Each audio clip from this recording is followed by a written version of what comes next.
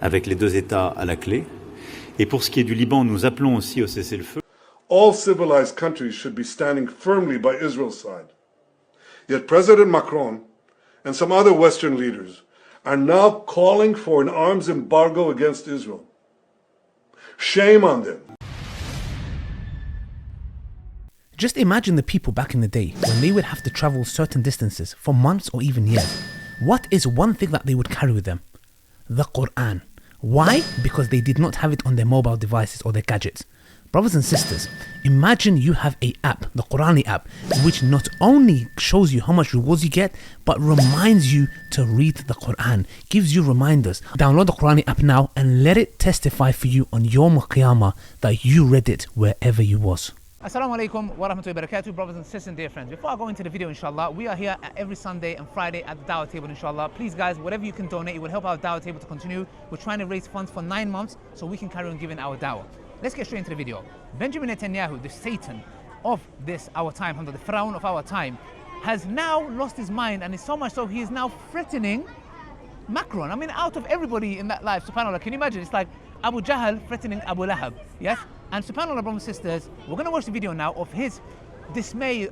He's so upset and saddened that subhanAllah, that they have decided to put an embargo and try to stop the missiles or these weapons that they are selling to them. Now, it's very interesting because I want to know, why would Macron, of anyone for that matter, say such a thing? And we don't know. But what we know is Benjamin Netanyahu, after the statement, he bombed one of the petrol stations that is owned by the French government. But, alhamdulillah, let's watch the video for ourselves, inshallah, and come back. C'est le cas pour Gaza, ça a aussi été le cas pour le Liban la semaine dernière. Eh bien, nous tâchons de ne pas demander un cessez-le-feu tout en continuant à livrer les armes de la guerre. Et je pense que c'est simplement de la cohérence. Et donc, je vous confirme que, pour ma part, je considère qu'aujourd'hui, le cessez-le-feu à Gaza est une priorité pour permettre de reprendre les actions humanitaires à plein et permettre aussi de travailler à la solution politique qui seule assurera la paix et la sécurité pour tous, avec les deux États à la clé. Et pour ce qui est du Liban, nous appelons aussi au cessez-le-feu. Macron. Today, Israel is defending itself on 7 fronts against the enemies of civilization. We're fighting in Gaza against Hamas, those savages who murdered, raped, beheaded, and burned our people on October 7th. We're fighting in Lebanon against Hezbollah, the most heavily armed terror organization in the world, which was planning an even greater massacre than October 7th on our northern border, and that has rocketed Israeli towns and cities for nearly a year. We're fighting against the Houthis in Yemen and the Shiite militias in Iraq and Syria that together have launched hundreds of drones and missile attacks against Israel. We're fighting against terrorists in Judea and Samaria who are trying to murder civilians in the heart of our cities. And we're fighting against Iran, which last week fired over 200 ballistic missiles directly at Israel, and which stands behind the 7-front war against Israel. I have a message for the forces of barbarism led by Iran. All civilized countries should be standing firmly by Israel's side. Yet President Macron and some other Western leaders are now calling for an arms embargo against Israel. Shame on them. Is Iran imposing an arms embargo on Hezbollah, on the Houthis, on Hamas, and on its other proxies? Of course not. The axis of terror stands together. But countries who supposedly oppose this terror axis call for an arms embargo on Israel. What a disgrace. Well, let me tell you this. Israel will win with or without their support. But their shame will continue long after the war is won. For in defending ourselves against this barbarism, Israel is defending civilizations against those who seek to impose a dark age of fanaticism on all of us.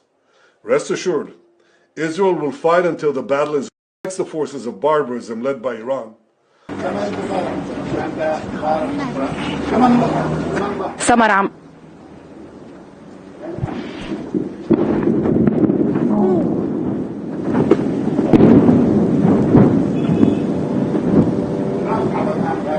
So guys, you saw that for yourself, subhanAllah. You heard what Macron had said. I mean, out of everyone, you wouldn't expect Macron to come and say that, but at least, it shows, there's maybe some kind of hope for him. But this Satan has come, subhanAllah, and is shocked He is shocked. Why? Because he thinks, subhanAllah, because that's the reason why we cannot put everybody in these categories. And of course there's political gains and God knows for that reason. But alhamdulillah, majority and so much of non-Muslims around the world have been speaking up for Palestine. That is why it is such an important reminder for us, brothers and sisters, that we should not look at individuals in Islam and wherever it is. Our religion doesn't teach that we look at disbelievers the same. They're not. They are not the same. Allah even tells in the Quran when it comes to Christians. Yes?